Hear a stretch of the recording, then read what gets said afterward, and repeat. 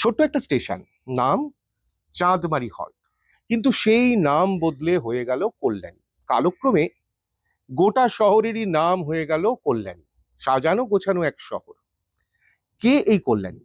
অনেকেই বলেন তিনি বিধানচন্দ্র রায়ের প্রাক্তন প্রেমিকা, নীলরতন সরকারের মেয়ে।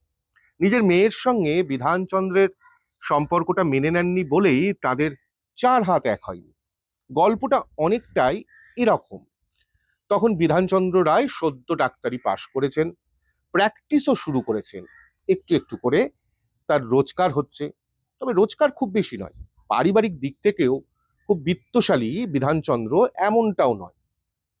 সেই সময় তিনি কিংবদন্তি চিকিৎসক নীলরতন সরকারের মেয়ে কল্যাণীর সঙ্গে সম্পর্কে জড়িয়ে পড়েন।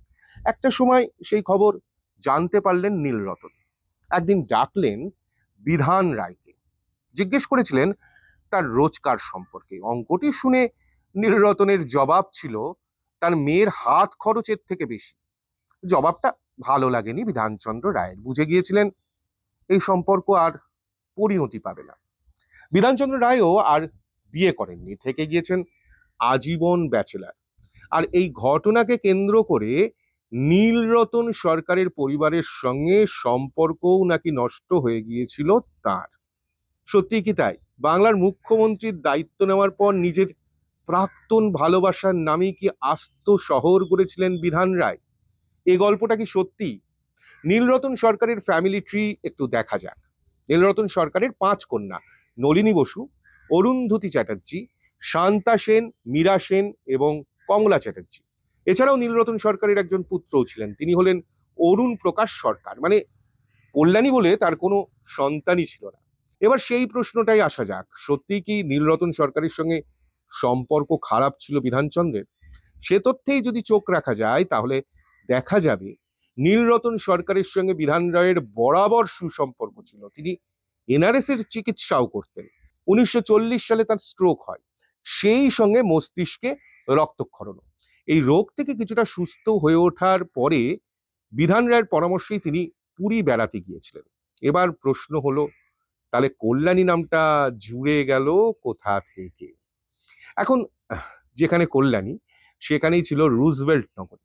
দ্বিতীয় বিশ্বযুদ্ধের সময় এই অঞ্চলেই ছিল মার্কিন বায়ুসেনার ঘাঁটি। যুদ্ধের সময় তছনছ হয় এই এলাকা। পরে 1950-এর দশকে এই এলাকার একটা ভালো পরিস্থিতি, মানে কল্যাণকর পরিস্থিতি কল্পনা করে একটি উপনগরী তৈরি করেন বিধানচন্দ্র। রীতিমতো পরিকল্পিত শহর। কল্যাণকর পরিস্থিতি মানে সবকিছুই ভালো, সেই কথা মাথায় রেখেই সম্ভবত কল্যাণী নামটি দেন বিধানচন্দ্র রায়। এবার বিধান রায়ের বিয়ে প্রসঙ্গে বলি। বিধানচন্দ্র রায় সবসময় বলতেন তার বিয়ে হয়েছে কাজের সঙ্গে। কলকাতার বিখ্যাত মানুষ, বিখ্যাত পরিবার, রাস্তাঘাট, বাজার, পার্ক সম্পর্কে যদি জানতে চান তাহলে অবশ্যই ফলো করে ফেলুন কলকাতা থ্রোব্যাক ফেসবুক পেজটিকে।